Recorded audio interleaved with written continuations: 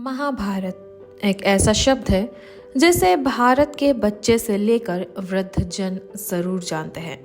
यह महाभारत एक महाकाव्य भी है और द्वापर युग में घटी एक क्षत्रिय कुल के सृजन से लेकर विनाश की कहानी भी। नमस्ते और स्वागत है आपका हमारे चैनल UBE मीडिया की पेशकश स्टोरीज ऑफ भारत में। आज के इस एपिसोड में हम बात करेंगे महाभारत के उस किरदार के बारे में जिसे नाम तो धर्म का दिया गया, लेकिन वह व्यक्ति अपने जीवन काल में बहुत मजबूर महसूस करता रहा। जी हाँ, आपका अंदाजा सही है, यह कहानी है हस्तिनापुर राज्य के महामंत्री विदुर की। ये कहानी शुरू होती है महाराज विचित्रवीर की मौत के बाद, जब वे अपने पीछे एक खाली सिंहासन और 2 विधवा रानियां छोड़कर स्वर्ग सिधार गए। हस्तिनापुर जैसे बड़े राज्य के खाली सिंहासन को देख राजमाता सत्यवती बौखला उठी। उन्हें इतना बड़ा राज्य अपने हाथ से जाता हुआ दिख रहा था। मगध और पांचाल जैसे दुश्मन राज्य कभी भी हस्तिनापुर पर आक्रमण कर सकते थे। इसी डर से राजमाता सत्यवती ने भीष्म से ऋषि वेदव्यास को बुलाने के लिए आग्रह किया। ऋषि वेदव्यास महारानी सत्यवती और ऋषि पराशर की औरस संतान थे। ऋषि वेदव्यास के हस्तिनापुर आगमन पर सत्यवती ने विचित्रवीर की विधवा रानियां अंबिका और अंबालिका के साथ पुत्र पैदा करने का आग्रह किया। ऋषि वेदव्यास, जो कई वर्षों से तपस्या में लीन थे, उनकी वेशभूषा और हिसाब की ही नहीं थी जिसे कोई स्त्री देख भी सकती थी। वह सीधे जंगल से आए थे। बालों में जटाएं बनी हुई थी और गहरे काले रंग तथा चपटी नाक के साथ वह काफी भयानक लग रहे थे। फिर भी अपनी माता सत्यवती की बात मानते हुए ऋषि वेदव्यास ने इस प्रक्रिया के लिए हाँ कर दिया।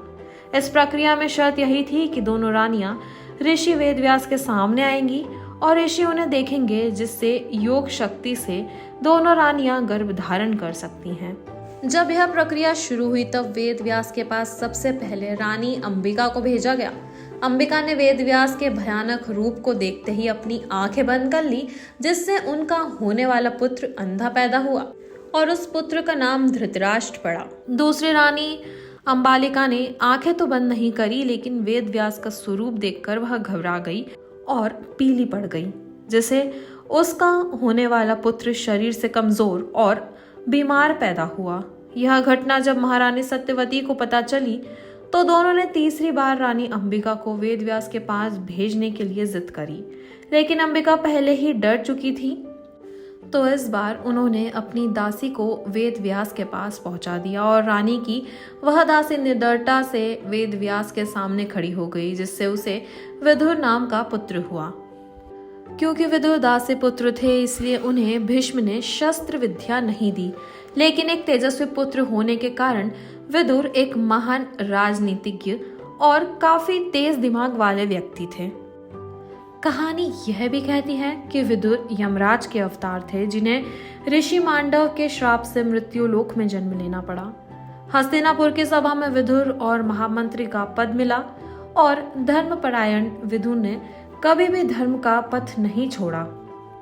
द्रौपदी चीरहरण के समय जब हर महारथी राजा के आदेश के आगे मजबूर बैठा हुआ था, तब विदुर ही थे जिसे भरी सभा में कुलवधू के अपमान का खुलकर विरोध किया था। विदुर ने अपनी नीतियों के जरिए महाभारत युद्ध को रोकने का भी प्रयास किया था, हालांकि वे इसे रोकने पर नाकाम रहे।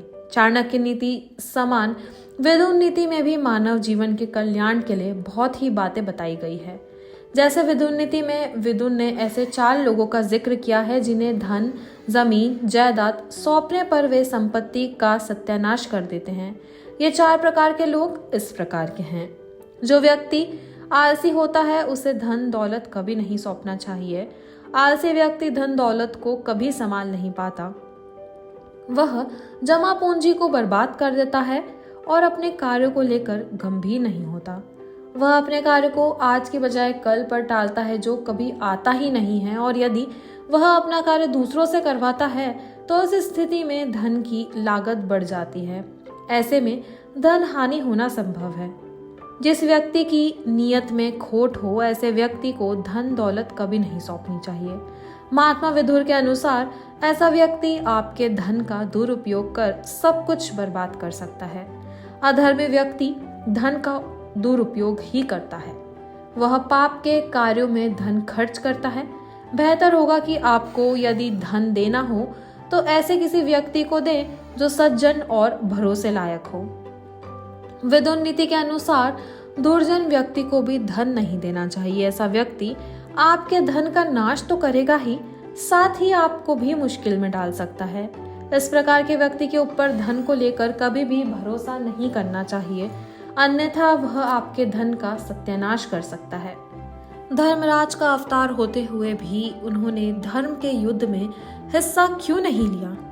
हमेशा पांडवों का पक्ष लेने के कारण दुर्योधन विदुर से ईर्ष्या करता था और लक्षाग्रह के षड्यंत्र के समय भी विदुर ने ही युधिष्ठिर को सावधान किया था तथा उन्हें से बचने की युक्ति भी बताई थी। विदुर के पास एक बहुत ही शक्तिशाली और चमत्कारी धनुष था जो उन्हें खुद भगवान श्री कृष्ण जी से प्राप्त हुआ था।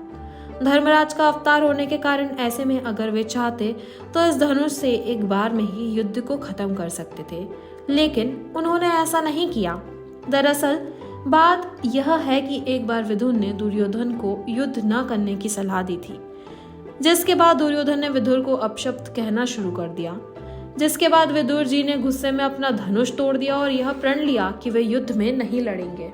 महाभारत के युद्ध के समय विदुर ने किसी भी पक्ष में न रहकर अपना पद त्याग दिया और युधिष्ठिर के महाराज बनने के बाद वह धृतराष्ट्र, गंधारी और कुंती के साथ वानप्रस्थ आश्रम की ओर चले गए। तो यह थी विदुर की कहानी। यदि यह कहानी आपको पसंद आई हो तो हमारे चैनल को सब्सक्राइब करें, वीडियो को लाइक और शेयर करें, साथ ही बेल आइकन दबाना ना भूलें जिससे आने वाली नई स्टोरीज की जानकारी आपको मिल सके। धन्यवाद।